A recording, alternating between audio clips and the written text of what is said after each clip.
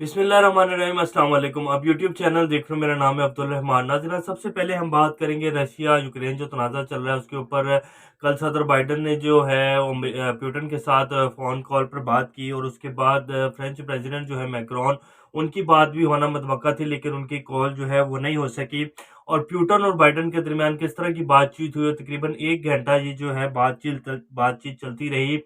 जिसको दुनिया की बहुत सारी न्यूज़ एजेंसी ने कोट किया है। आज आपको इसकी तफसील बताएँगे। और ये जो तनाज़ा चल रहा है, क्या रसिया वाक़ई ही यूक्रेन के ऊपर हमला कर देगा? अमेरिका की जो रिपोर्ट्स आई हैं अभी तक इंटेलिजेंस की, वो तो ये कह रहे थे कि जी आज हमला हो जाएगा, कल हमला हो जाएगा। और अमेरिका पिछले कई दिनों से, तकरीबन एक 15-20 दिन से ये कह रहा है कि जी अब रसिया जो है वो हमला करने वाला है। कल फिर एक और रिपोर्ट आई जिसमें कहा गया, समेत एंथोनी ब्लिंकन और पेंटागन और जितने भी अमेरिकी तर्जुमान हैं, उन सब ने ये कहा कि जी सरमाई ओलंपिक्स खत्म होने से पहले ही पहले जो है रशिया यूक्रेन के ऊपर हमला कर देगा। लेकिन फिर कल जब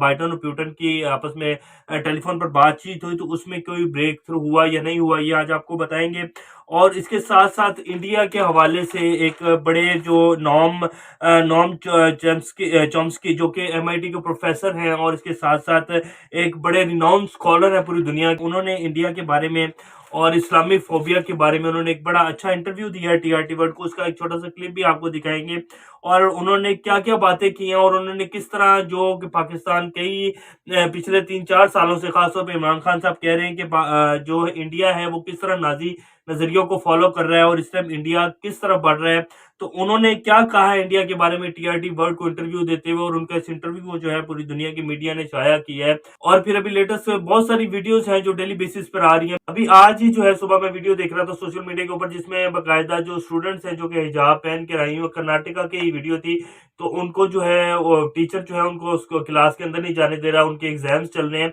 तो वो जितनी भी हिजाब वाली स्टूडेंट थी मुसलमान, उनको उन्होंने साइड पे खड़ा किया हुआ है और बाकी जितनी हिजाब के बगैर स्टूडेंट्स आ रही हैं या स्टूडेंट आ रहे, तो उनको अंदर जाने दिया जा रहा था। तो इस तरह की डेली बेसिस के ऊपर जो है वीडियोस आ रही हैं और हिंदुओं की जो इंतहा पसंदी है और जो मोदी की गवर्नमेंट है वो बिल्कुल निडर है और वो बिल्कुल अपनी उसके ऊपर हटदर्मी के ऊपर कायम है और उनको किसी चीज से कोई फर्क नहीं पड़ रहा। तो ये आज इनका आपको इंटरव्यू बताएंगे और लास्ट में फिर हम बात करेंगे। और आज बड़ी एक मुलाकात हो रही है, ये खत्म होने वाली हो गई होगी इस टाइम। तो शहबाज शरीफ साहब जो हैं वो चौधरी परवेज इलाही साहब के घर पहुंच गए हैं और 15 साल बाद जो है शहबाज शरीफ साहब परवेज इलाही के घर पहुंचे हैं। और परवेज इलाही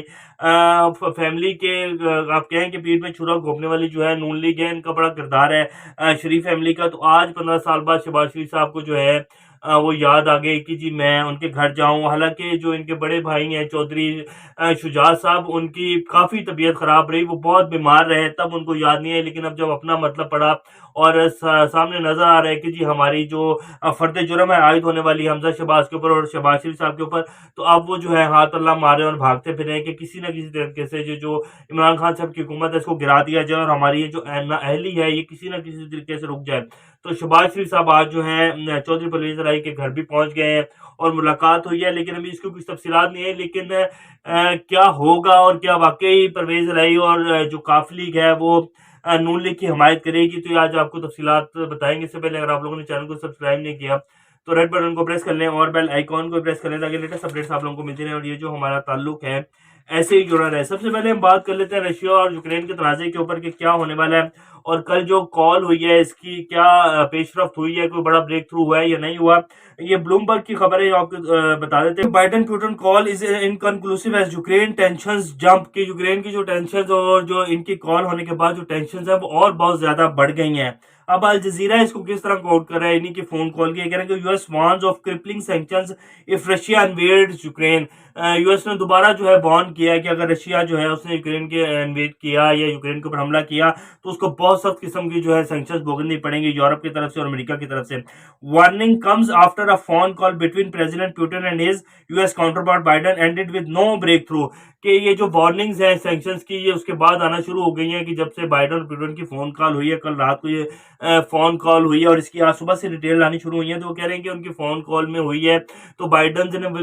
बिल्कुल वाजिया कर दिया कि जी हम आपके ऊपर सैंक्शंस लगा देंगे और बड़ी तगड़ी किस्म की जो है सैंक्शंस लगेंगे और आपका जो है जीना मुश्किल हो जाएगा। तो और प्यूटन ने कहा है कि आप जो मर्जी कर लें, इन सैंक्शन से कोई फर्क नहीं पड़ता, लेकिन जो हमारी सिक्योरिटी की जमानत है और जो आपने हमारे बॉर्डर्स के ऊपर ला के ये जो पूरी नेटो की फोर्सेज हैं बिठा दी, और जैसे हमने आपको पहले भी कहा था कि किसी भी सोवियत रियासत को जो कि टूटी हुई है, जैसे यूक्रेन है और जितनी भी रियासतें हैं, इनको आप किसी को नेटो का रुकनीत नहीं देंगे, तो हम उसके ऊपर कायम हैं। और जब तक हमें आप इस चीज की जमानत नहीं देंगे कि आप उनको रुकनीत देने जा रहे हैं और अपनी फौज या नहीं देने जा रहे हैं, और अपनी फौजों को कब हटा रहे हैं या नेटो की फौजों को, तब तक जो है रशिया जो है अपनी फौजों को ना तो पीछे लेके जाएगा और ना ही अपनी जो एटॉमिक तनसीबात जिनको रशिया नाफिज कर चुका है बॉर्डर्स के ऊपर, वो ना ही उतारेगा। तो तब तक इस मामले का कोई हल नहीं होगा। तो इसीलिए कहा जा रहा है कि कोई बड़ा ब्रेक थ्रू नहीं हुआ, और अमेरिका कह रहा है कि जी रशिया अनकरीब हमला कर देगा, लेकिन अभी तक रशिया ने हमला नहीं किया। और बाकायदा प्यूटन ने यह भी कहा अमेरिकन सदर को कि हमारा कोई इरादा नहीं है ऐसे, ये सिर्फ अमेरिका की और इसके जितने भी खास तौर पे अलाइज हैं, जो बड़े डाटे किस्म के अलाइज अमेरिका की, जिसमें बरतानिया है, फिर ऑस्ट्रेलिया है, फिर जापान है, तो इन सब का ये एक मिला जुला प्लान है कि किस तरह रशिया को जो है वो काउंटर करना है, और किस तरह उसकी जैसे वो बढ़ती हुई ताकत बनता जा रहा है, इसको किस तरह रोकना है। तो इसी वजह से ये अमेरिका की एक सारी चाल है, हालांकि हमारा कोई ऐसा प्लान नहीं है कि हम यूक्रेन के ऊपर हमला करेंगे। तो अभी तक ये सीन चल रहा है, और तो बिल्कुल वो कह रहे हैं ना कि बैलों के बिल्कुल सीन फंसे हुए हैं, और अभी कोई बड़ा ब्रेक थ्रू नहीं हुआ और कोई मुज़ाकरात नहीं होने जा रहे। अभी दोनों तरफ से जो है तीर चलाए जा रहे हैं, और अमेरिका कह रहा है कि आज हमला कर देगा, कल हमला कर देगा यूक्रेन पर रशिया, लेकिन अभी तक यूक्रेन ने रशिया ने हमला किया नहीं। हालांकि अमेरिका पिछले कई दिनों से कह रहा है, जिसमें उन्होंने ये भी कहा था कि जी हमें एक वीडियो सबूत मिल गया है, जिसके जरिए जो है हमें पता चला है कि रशिया जो है एक मूवी बनाकर जो है एक फॉल फ्लैग ऑपरेशन करेगा, जिसमें दिखाएगा कि जी रशिया पर यूक्रेन ने हमला कर दिया, जिसमें फिर औरतें रोती हुई दिखाई जाएंगी, कुछ टूटी हुई बिल्डिंग्स दिखाई जाएंगी। उसके बाद रशिया उस वीडियो को बहाना बनाकर जो है फिर यूक्रेन के ऊपर हमला कर देगा। तो ये भी अमेरिका कह चुका है। अब जो है कल फिर एक और इंटेलिजेंस रिपोर्ट दी कि जी रशिया जो है सरमाई ओलंपिक्स के खात्मे से पहले जो है वो यूक्रेन के ऊपर हमला कर देगा, लेकिन अभी तक रशिया ने कोई हमला नहीं किया। तो अमेरिका ने खैर उधम और आग तो फुल लगाई हुई है पूरी दुनिया में, और कह तो रहा है कि मीडिया के ऊपर जी रशिया हमला करने जा रहा है, लेकिन अभी तक रशिया ने हमला नहीं किया। तो देखते हैं इसमें आगे क्या बनता है। लेकिन अगर रशिया और हमला कर देता है और अमेरिका, बरतानिया और जितने भी अलाइज हैं ये यूक्रेन की मदद के लिए जंग के मैदान में उतर आते हैं, तो फिर ये तीसरी आलमी जंग होगी, और इस पर पूरी दुनिया पर इसके बहुत गहरे असरात आएंगे, और पता नहीं क्या होगा। बहरहाल जैसे कुछ अपडेट्स आएंगे वो आपको बताएंगे। अब हम अपनी दूसरी खबर के ऊपर बात कर लेते हैं, जिसमें ये जो नोम चॉम्स्की हैं, MIT के प्रोफेसर हैं और बड़े नाउन स्कॉलर हैं, इन्होंने इंडिया के बारे में क्या कहा है। इंडिया पर अब जो है आहिस्ता आहिस्ता जितने भी बड़े बड़े स्कॉलर्स हैं, बड़े बड़े दुनिया के तजिया निगार हैं, और बड़े बड़े जो मीडिया ग्रुप्स हैं, एजेंसीज हैं, न्यूज एजेंसीज हैं, NGOs हैं, वो अब बात करना शुरू कर दी है उन लोगों ने, क्योंकि इंडिया के जो हालात हैं और इंडिया में जिस तरह आवाजें उठ रही हैं पूरी दुनिया में कि इस्लामी फोबिया और जिस तरह मुसलमानों की नस्ल कशी की जा रही है, तो इस वजह से पूरी दुनिया का जितना भी मीडिया है उसने इसको कवर करना शुरू कर दिया है, और अपना एक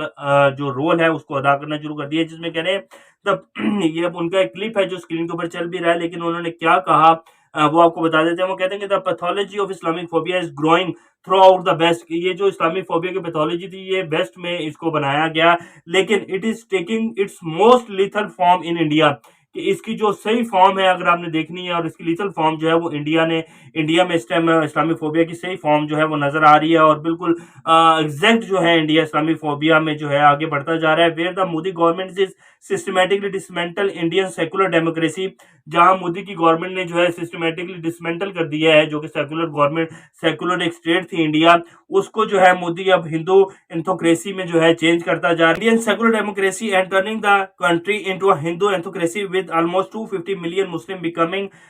persecuted minority. The assault is taking other form as well as including a general attack on independent throughout, and the educational system primarily directed against Muslim victims, but by now expanding beyond, कि वो कह रहे हैं कि जी पहले इन्होंने जो है एक सेकुलर स्टेट थी इंडिया जिसको मोदी की गवर्नमेंट आई, और उन्होंने जो है हिंदू एंथोक्रेसी में चेंज कर दिया, हिंदुआता का नजरिया दिया, और अब 250 मिलियन जो मुसलमान हैं, जो कि तकरीबन 25 से 30 करोड़ मुसलमान बनते हैं, उनकी नस्ल कशी का जो अमल है वो जारी है इंडिया में। और इसमें आपको अभी नए वाकयात हुए हैं, जिसमें मुसलमानों की जो तालीम और एजुकेशन का सिस्टम है, मुसलमानों को तालीम भी जो है हासिल करने में जो है उनके ऊपर रोक टोक लगाई जा रही है, और उनके लिबास के ऊपर जो है रोक टोक लगाई जा रही है। तो इस टाइम अगर इस्लामी फोबिया की कोई लेथल फॉर्म है तो वो इंडिया है। उन्होंने बड़े खुलकर बात की, और इंडिया का जो चेहरा है वो इस टाइम पूरी दुनिया के सामने बेनकाब हो चुका है, और मोदी का चेहरा तो खासतौर पर जो है वो बेनकाब हो चुका है। तो ये इस टाइम इंडिया की सिचुएशन है। बहरहाल देखते हैं कि इंडिया इस चीज़ को कवर कर सकता है या नहीं कर सकता, लेकिन जिस तरह की सिचुएशन और जिस तरह का माहौल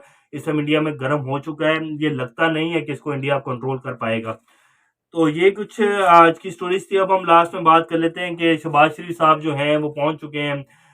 परवेज़ इलाही साहब के घर। तो परवेज़ इलाही भी जानते हैं कि शहबाज शरीफ किस मकसद के लिए आए हैं और पिछले 15 साल में इनको याद नहीं आया और उन्होंने क्या-क्या किया हुआ है। तो ये जितना भी शहबाज शरीफ साहब भाग-भूग लें, उनको पता है कि इनके साथ हमें कोई फ़ायदा नहीं होना और इनको वोट अगर हम दे भी देते हैं और इनके साथ मिलकर जो है वोट ऑफ नो कॉन्फिडेंस ले आते हैं, लो कॉन्फिडेंस वज़ीर-ए-आज़म साहब के खिलाफ, तो उससे हमारी ही साख जो है वो डैमेज होगी और काफ लीग कभी भी ऐसा नहीं करेगी और बहुत मुश्किल है कि काफ लीग की तरफ से मियाँ साहब को कुछ मिले। तो ये बहरहाल देखते हैं, अभी इस मीटिंग की कुछ डिटेल्स आएँगी तो पता चलेगा कि क्या मिला है, लेकिन लगता नहीं है कि चौधरी बिरादरान जो हैं, चौधरी शुजात और चौधरी परवेज़ इलाही इतना हल्का जो है कोई डिसीजन लेंगे कि शहबाज शरीफ गए हैं तो वो इनका साथ देने के लिए तैयार हो जाएँगे। हालाँकि उनको पता है कि इनकी साख जो है, नून लीग की जो साख्त है वो कितनी डैमेज हो चुकी है, तो वो कभी भी इनके साथ मिलकर जो है हुकूमत को नहीं गिराएँगे। बहरहाल देखते हैं क्या बनता है। जैसे कुछ लेटेस्ट अपडेट्स आएँगी तो आपको बताएँगे। अभी तक के लिए इतना ही। अपना और इस चैनल का ख्याल रखिएगा। अल्लाह हाफ़िज़।